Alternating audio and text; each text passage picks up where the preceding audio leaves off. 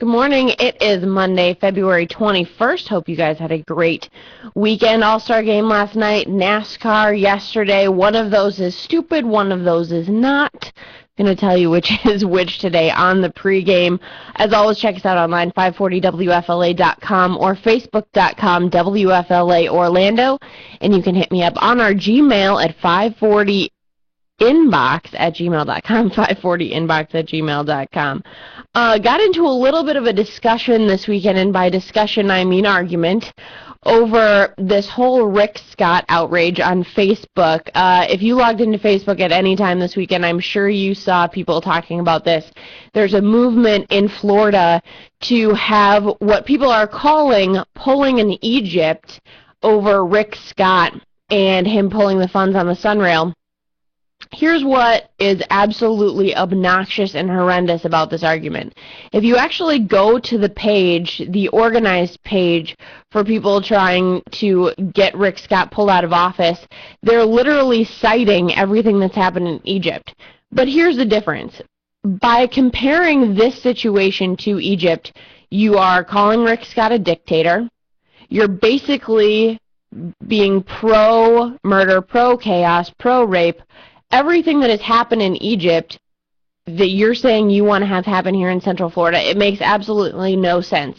And by the way, clicking a like on a Facebook page is not anywhere near the same as riding in to a central city on the back of a camel with guns and with whips and all of the things that were going on. That's completely different.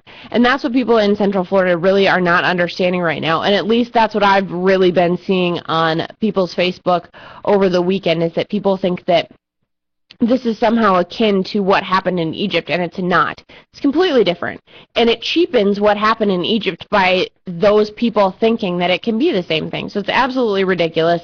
I got into it a couple of times this weekend with people who were saying, well, it's the sentiment that counts. No, if it's the sentiment that counts, then make it your own sentiment. Don't try to piggyback onto something else just because you want attention and you think it's a good idea. It's absolutely disrespectful to everything that happened in Egypt, and it's disgusting. I mean, to say that you're going to pull in Egypt here in Florida is just ridiculous. Also, I got into it this weekend about NASCAR. I don't understand why NASCAR is considered a sport. I feel like NASCAR being called a sport is a lot like cheerleading being called a sport. I think it's just to pacify people. It's just, all you do is drive fast and go left. So, and I get that it's big in Daytona, and that's great for that community, but, I mean, come on. Although I did like the fact that one of the TV networks was, in order to combat the Daytona 500 being aired this weekend, they were running Talladega Nights. That was a smart programming move. They sucked me into that one yesterday.